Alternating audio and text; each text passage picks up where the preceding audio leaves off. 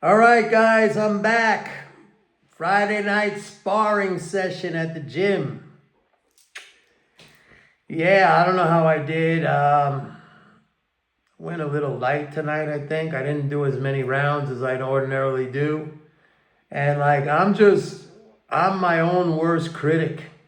I always think I do lousy, and I don't know. I don't really have a coach. I'm just going at it and trying to improve on my own. I watch a lot of boxing videos to get technique and stuff like that. And it's really just a matter of getting in there. I mean, it's partially a matter of getting in there. It's also good to have a coach.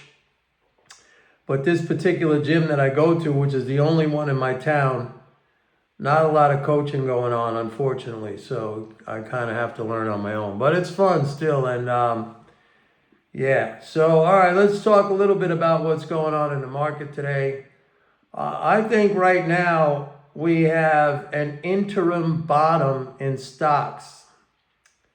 I'm calling an interim bottom because when I look at sentiment over the last week, and in particular, I'm looking at the AAII weekly sentiment survey. That's the American Association of Individual Investors.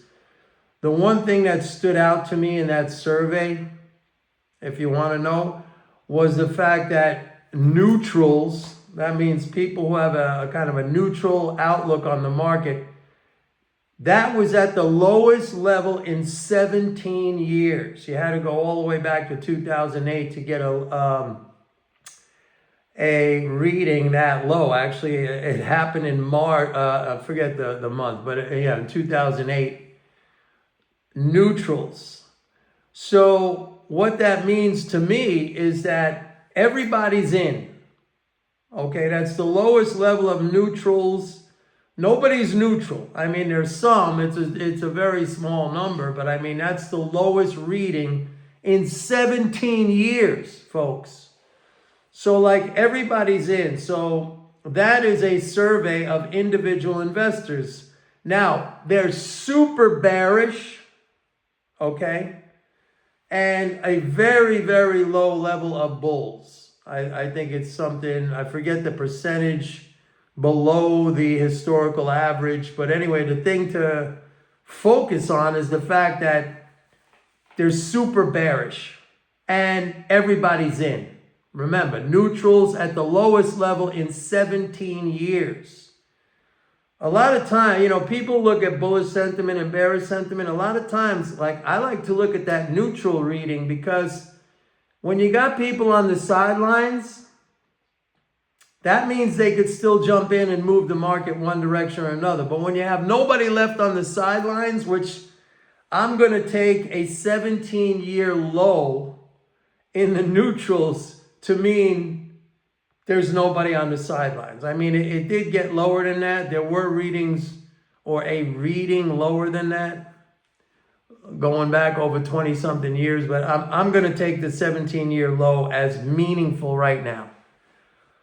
So they're all bearish, okay?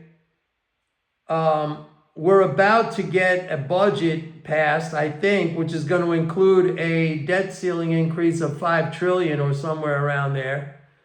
So that's going to deal with the reserve balance issues that I've been talking about for, over a month now, well over a month.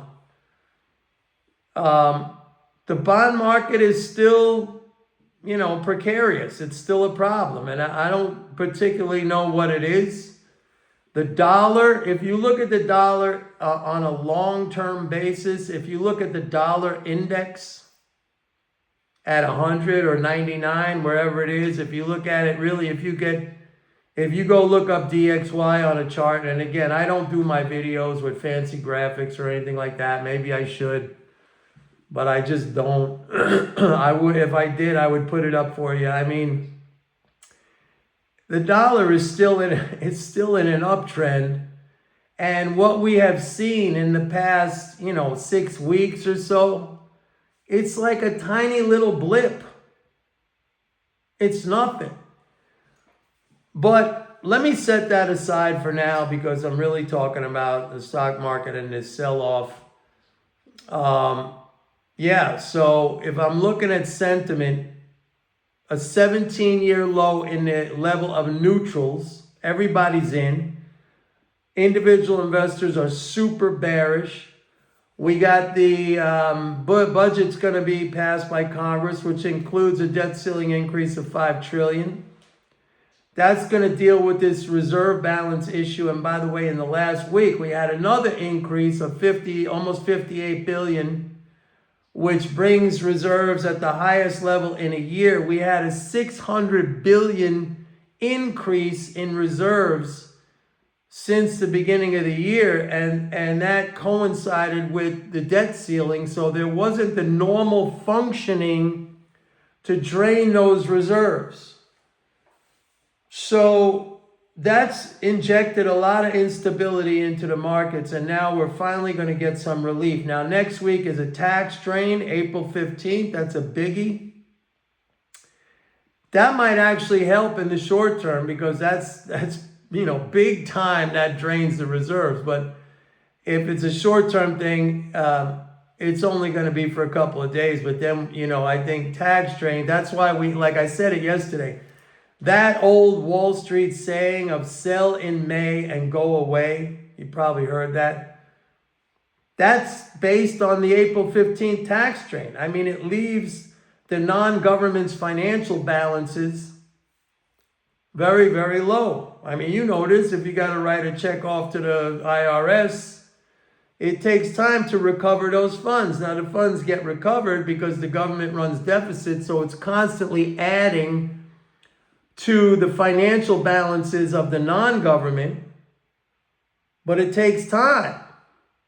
What do they say? Like, we work X number of months a year to pay our taxes. Taxes are too high. Hopefully what Trump does with these tariffs is eliminate the income tax, because that could be done. Per individual income taxes are like, I don't have the number off the top of my head, but it's like 1.3 or 1.5 trillion or 1.4 trillion. He can definitely do that, or a big chunk of that. Most of the taxes that go to the Treasury's account come from employment taxes. That's payroll taxes and FICA and stuff like that. That's like 3.6 trillion. That's the bulk. That's like 65% of all taxes collected by the federal government. That's payroll taxes. Individual income taxes, that's different. Trump could eliminate that with these tariffs, and that would be great. The thing that I've been saying is, like, I've been saying this all along, and I've even been saying this with Doge. By the way, let me mention something before I even get into that, because yesterday I saw a headline on one of these blogs. I think it was, I don't know, it was maybe Drudge, or it was maybe, what's that other one? Zero Hedge, saying, oh, Doge is working. March had the smallest government deficit in, 2 years or X years. The reason why, genius, is because the first of the month payments for March actually happened on April 28th, because March 1st was a Saturday. And that's why the March government deficit was low, because that 125 billion first of the month payments day, it happened in April. If you would have stuck that into March, that was just a calendar issue. So these jerks, they don't see, I give you stuff that nobody else gives you, okay? So they're saying it's because of Doge. Spending is going up, folks. There's been no spending cuts, okay? Now, maybe Musk and Doge, maybe they canceled a lot of contracts. Maybe it'll show up down the road. But right now, spending, if you look at it year over year, it's going up. It's not going down. It's a very, very defined uptrend. You're not going to get this information anywhere else, folks. You're just not. I'm telling you. So, yeah, I think we have now why do I say an interim bottom?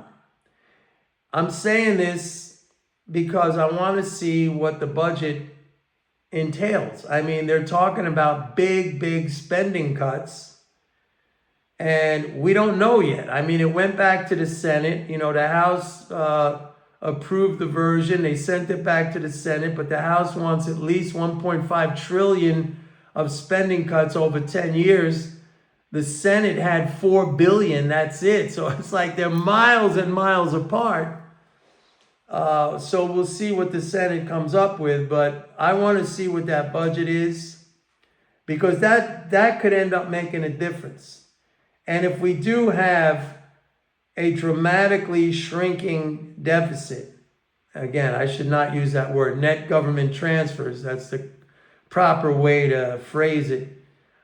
And I don't think it's going to be dramatic, but it's not going to take, I don't think it's going to take a dramatic cut in net government transfers. It could even be a modest, I mean, if we're talking about 1.5 trillion, that's 150 billion a year over 10 years. That could be enough to throw us into a recession, okay? So I'm waiting to see what that is. But for right now, I'm saying this is an interim bottom, all right? And we should get some recovery. I don't think it's going to be like crazy or fantastic, but we should get some kind of a recovery. And then we'll see what happens with the budget and what, you know, like we're in April, May, you know, what the next 6-7 months are going to look like. Anyway, that's it for today, folks. It is Friday. Yes. I want everybody to have a nice weekend. Maybe I'll come to you tomorrow. And please like and subscribe. I'm trying to get 10,000 subscribers. That'd be cool. And don't forget, go to my website, pitbulleconomics.com. Sign up for a 30-day free trial to MMT Trader. See you tomorrow. Maybe. Bye. Or if not, have a nice weekend. Anyway, bye.